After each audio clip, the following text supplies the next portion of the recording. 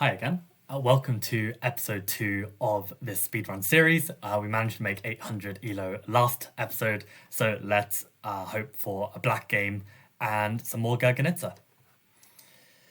We get the black pieces, and we get e4. Let's go. The luck is with us today. So, okay, we have an early bishop c4. This is interesting. We can start with bishop g7 or c6. Both are completely fine. And let's see if they go for the checkmate. Now, okay, this is something that when I've taught my students, I've come across this opening coming up a lot. And there are several ways we can deal with this, but the simplest and the easiest way to remember, whenever the queen and bishop try and harass this f7 pawn, the simplest way is just to play e6. We just blunt the bishop. And to be honest, actually, whenever white tries to play the move bishop c4 in any, opening where we haven't played e5, normally e6 is the way to blunt it. So at this moment, it's time to develop our pieces, and we need to think what to develop. So I think let's stick with our c6 setup and aim to go d5. Now, the opponent is getting very cheeky, trying to go in for the attack on f7 still. So it's time to decide, do we want to attack the center, or do we even actually want to safeguard this pawn? So probably I want to safeguard it, and I'm going to play knight to e7, and note how I'm not putting the knight on f6 because I'm a little bit scared of potential attacks on this knight. But here we are quick enough to get castled. So this was a very aggressive attack from our opponent. Credit to my opponent for trying to blow me off the board. But we've done enough to survive. And what you've got to remember is even if this position looks a little bit uncomfortable with the fact that this pawn has blocked in our bishop, they have made a lot of moves. Firstly, unprincipled moves with the queen. Secondly, multiple moves with the same piece. And we're castled already. So I think this position is okay. White is now threatening to go for checkmate, so we better deal with this. Probably h6 seems the most reasonable way to handle this. I have to say, though, this is definitely causing me some concern. I mean, when the knight comes back, suddenly we have some more pressure here. These are the joys of playing against setups that I'm not normally used to at my level. But here, I don't think that this is super critical when we can hit their bishop. So basically, we've managed to handle the defense. And now we are striking back in the center. And I reckon this queen is going to be really, really poorly misplaced on this h3 square. If they were to try and attack anyway, my feeling is that if they were to take again on g7, I could take back with my king and bring my rook to h8 like this to cover this h-file. So I do have ways to defend, and this is definitely a mistake because now I can take back, hit the bishop, hit the queen at the same time, and that's a wrap. So yeah, not the easiest way to handle this opening when white goes all in for the kill on f7, especially when they don't even play with e4 d4. Like they just straight up go e4 bishop c4 queen f3. It can be really tough. We have to be careful, is what I'm trying to say. But at the end of the day, their moves are still unprincipled and they should be punished. So with that in mind, we can, trust that we should have a better position if we find the correct moves and play carefully. So at this moment, I played knight f5 in order to improve my knight, make way for this check. And next, I will probably want to complete my development. And there's no rush, right? Like, even over king's in the center, let's just develop all of our pieces first. Let's not take any risks. Because at the end of the day, we are up a queen. So even if we don't get checkmate, we can simply trade the pieces and we will have a winning position. So, let's keep improving this piece. The move d4, it weakens this d5 square. And yeah, now I'm thinking, okay, do we want to just improve our pieces one by one, or do we actually want to just open up this king? I mean, both moves are probably desirable. Let's start with this rook move, because these pieces have already moved once already. This rook is doing really nothing in the corner, and now we can think about ripping this open. And I wonder if I want to throw this move in first. To be honest, if I'm going to go for the attack on the king, then, probably we don't want to allow for an extra trade. But as with last game, once you're up by this amount of material, there are probably multiple ways you can play the position and multiple ways you can win. So I think I'm even going to, really try and open this center because this king is so exposed and sacrifice a pawn in the process. But yeah, enable my pieces to come in. So yeah, we're very far away from Gurgenidze territory now. This is just conversion technique. And now this king is extremely weak. And what to bring in? Probably the rook. Like, the rook is on the line, bring the knight in, open up this bishop. This king is really toast. So I think let's bring this guy in. Oh, now we do need to be careful. Let's just be aware that the opponent has ideas too. But how concerned are we of this plan? I mean, if we are really concerned, well, normally we would have a light squared bishop to maybe challenge this bishop. So I can't recommend like a thematic way to deal with this in this exact position. But to be honest, it's not that big a deal. I mean, even if they take, they're not really threatening anything. So I think I will just continue with my attack. I think it looks stronger than my opponent's. And yeah. Even if they get this one rook in, I don't see how the rook and bishop coordinate any further than that one attack. Maybe if the bishop could somehow come in and the rook had come in and the rook can take, then maybe. But as we can see, these pieces are really, really blocked. And now it's going to be a matter of, can we find the cleanest way to give mate? Probably not. As a Gurgenidze player, I'm used to very, very solid positions, and I don't always have to rely on perfect, tactical ability. But I think I found it. I think we go queen d3. In this position, white can either go king here or king here. If they go king to e1, then my plan is to give this discovered check. And if I'm not mistaken, it should be mate. And if they'd gone the other way, then I think I can take on f2. So that was my idea. Basically cover this square. So in this position, white can block in a couple of different ways, but both should be leading to mate. So not a real surprise given how weak the king was in the center. And here, actually, we don't even need to take the knight. We can just give mate. So, seems like a pretty clean game. But let's have a recap over the opening. So, this opening, just going straight in for the kill with the queen and bishop. To be honest, I don't really see it much at my level. So, I may not have the best way to deal with it, but the simplest way to deal with it is for sure to just play the move e6. And e6 blunts this bishop. It means that there's never going to be some attack on f7.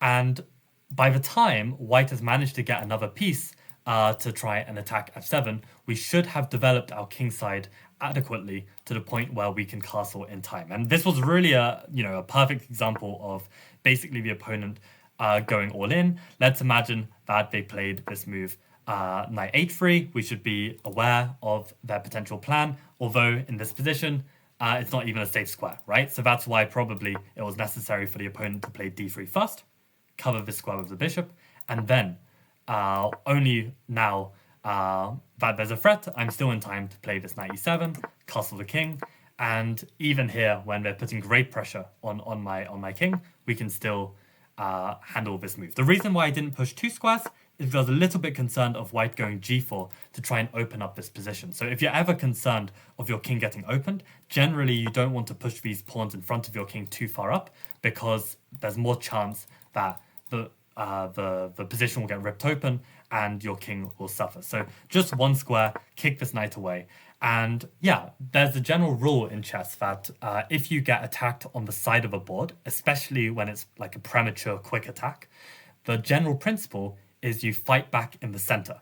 So it checks out that, my counterplay in the center was stronger than my opponent's counterplay on the side of a board. And I think, even if, let's say, they didn't blunder with this combination where the queen and the bishop were attacked and they just, let's say, drop back with their bishop, I mean, I can already open the center even more. And I think these pieces are starting to suffer. We're getting greater control of the center. We're going to develop the rest of our pieces, and I think we're going to be doing very, very well. So, interesting situation to deal with, and I hope you learned something from that one. Okay, so I started another game. I was expecting white, but to my surprise, we got black, and we are in another Gurgenidze modern. So, time to lock in. We get another knight f3, which I think at the lower levels is definitely what to be expected over knight c3, especially given normally e4, e5, knight f3 is played, so you can expect to see it a lot. And of course, we are going for our core setup, and this time we get bishop c4. Now, the nice thing about this move c6 is we can play the move d5 and shut out that bishop. So if we have enough moves to get our setup prepared, then we can always deal with this bishop c4 with this d5 push. Now, at this moment, the opponent has given us a check, and we actually have two options here. We can either block with the knight, or we can block with the bishop. Now, what I like to do is, because we're playing for a light square strategy, where all of our pawns are going to go on the light squares, I like to block with the bishop. Because if we get this bishop trade, then... Okay, now, do I want the queen to take, or the knight to take? I think both are completely fine. Let's go knight takes. There's no pressure on this d5, so it doesn't matter if we block our queen, and now we can develop, defend, and castle. So, okay, let me try and explain what's gone on. So, we have traded off our light squared bishops. We are going to put our pawns on light squares to cover these light squares. And it looks like it's, a pretty quiet, dull position. But there is something very important to notice, which is we have a difference in pawn structure. We've got an extra e-pawn, they've got an extra c-pawn. So what effect does this have on the position? Well, we can conduct what is called a minority attack. We can use these two pawns, thrust them forward, and try and trade them off for the free pawns. If we succeed in this, they will be left with an isolated pawn on d4, and that will be a target. And if we can win that pawn as well, we will have a 5 versus 3 situation, which will be a winning endgame. So this is the long-term plan. Very, very long-term, as you can hear. But we're going to go for it. So I'm going to play a6 to try and play for b5 and start this push. Now, we don't want to lose this pawn, so we better take back with the knight. So we're defending. And yeah, this is basically the plan. We're going to play on the queen side. We are going to add some pressure on this d4 point. We're going to make sure all of it stays completely solid. And when possible, we're going to get in this b5. So we're going to play for this plan to try and break this side of a board. And I forgot to mention, actually, this is actually a type of exchange variation. If we think back to the start, when I said in the very first episode, they can either push, they can take, or they can ignore and keep the tension. Now, in this position, yeah, the bishop's being attacked. So they're kind of obliged to do something about it, and this time they chose to take. But we have an exchange variation, and this is going to be a typical game of the exchange variation. So, they pushed a4. We can continue our expansion on this side of the board, and as you can see, the c-pawn is going to be quite weak, because while we can push e6 and make sure that this pawn is solid on this open file, white is going to struggle to push c3 without making it weak. So let us bring this knight in, control this c3 square even more, and soon we will put a lot of pressure all on this c-file. Now, he's decided to push immediately, and as we can see, this pawn is weak. And what we want to do is try and keep this as a weakness. So I'm going to play this move queen c7, hopefully play the move rook c8 next, and I will not let it push forward. If it pushes forward, I'm winning a pawn, right? I will take. So next, I will bring my rook over as well, and we are adding lots and lots of pressure. All we want to do is win this pawn. If we win this pawn, we go pawn up, and we will grind out the endgame. That is the game plan. So when we have this exchange variation, remember we have the 2 versus 3 on the queen side. That leads to a very, very thematic plan called the minority attack. And that, I think, blunders a pawn, does it not? Although they can then try and attack our knight. If our knight moves, we lose the queen, right? So we need to be very careful here. So for this reason, I think we should just go ahead and take this pawn. I don't see a reason why not. So I think let's do it. We have plenty of enough attackers. Now you're going to see that this pawn is weak. The only thing I'm a little concerned is maybe I wish I had the pawn on e6 a little bit sooner. Okay, now we can win another pawn. I'm not blundering any tactics, just double checking. Yeah, so we've won a second pawn. Maybe we'll even win a third pawn. They're trading. Very happy to see that. Aha, they won this pawn. Okay, so even against a 900, I am having oversights. I mean, this happens. I'm not the sharpest. So, at this moment, let us secure our position. What's the best way to secure our position? Probably bring the queen and try and defend. I think this is the best bet. Because if we start moving the rook to a safe square, this queen is just going to constantly chase and harass this rook. So the only potential issue with this queen move is if they can attack our queen in some way, but I don't really see what this move does, right? It's a single attack. We just move the queen and life moves on. So I think we can just play this. If we are happy to trade queens and go into the endgame. If we don't want to trade queens, we can play this move. But to be honest, we have bishop and rook. They will have knight and rook. Bishop and rook are known as a good tag team. So I think I'm going to take my chances against this outside pass pawn and hope that the rook and bishop can combine more effectively than this rook and knight and deal with this pawn. Now, ideally, I want my rook to be behind the pawn. If my rook is behind, then I'm very happy. But here, I don't know if I'm going to be able to get to that. I want to make sure I have a window for my king. I'm going to put a bit of pressure on f2, and next I'm going to try this plan.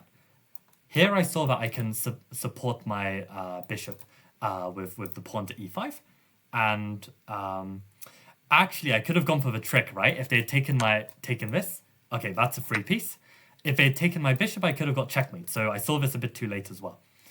But now we've got big pressure on this square. Let's give a check first.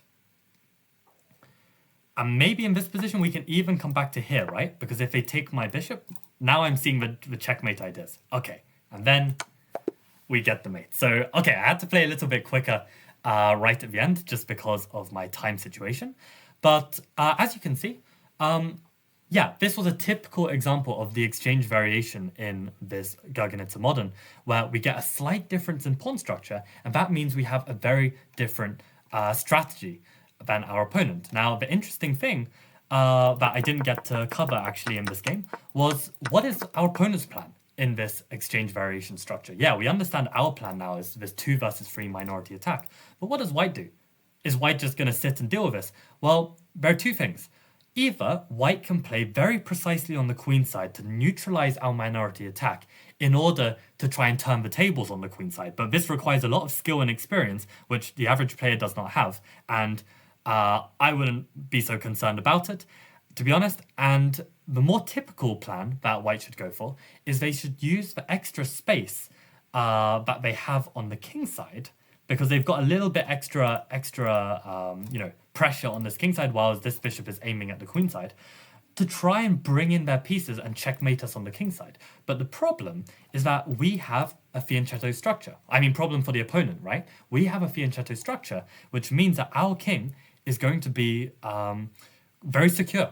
So the typical plan against our minority attack, which is to attack the king, is much harder to generate, especially at lower levels when they don't really know how to break down this structure. So I would say at lower levels, if you can understand the minority attack, it's basically a 2-result game. Either you're going to mess up your minority attack and it's not enough to win, or you're simply going to win their pawns and then have this winning endgame and win. I mean, it's very hard to lose this position at the lower level when white doesn't know the specific tries to try and break down your structure. So yeah, when we have this exchange structure where they've taken and we've taken back, we have this minority attack. That is one of the key takeaways. And yeah, in this game, white ended up having this weak c-pawn, which often happens in a minority attack, and it's very important that we make sure these guys stay weak and we try and win them. And that is exactly what happened. I was a little bit careless to blunder this pawn. I completely overlooked that they had this tactic. But okay, at the end of the day, we had won 2 pawns. They had only won 1. And again, our structure is very solid. right? They really have very little to work with. Okay, they had this pawn, which maybe could have been a bit more of a threat had they played the rook behind and started pushing this pawn. But I also had faith in my rook and bishop tag team that they would be able to handle the rook and knight adequately. And of course, I should also start thinking of pushing my pass pawn as well and make that a bit of a threat. So yeah, pretty exciting game, this one. And yeah, hope you learned something from this. And we have crossed the 900 mark, which means we get to end this video and move on to the next one. So thank you for tuning in and see you in the next speedrun. Okay, bye-bye.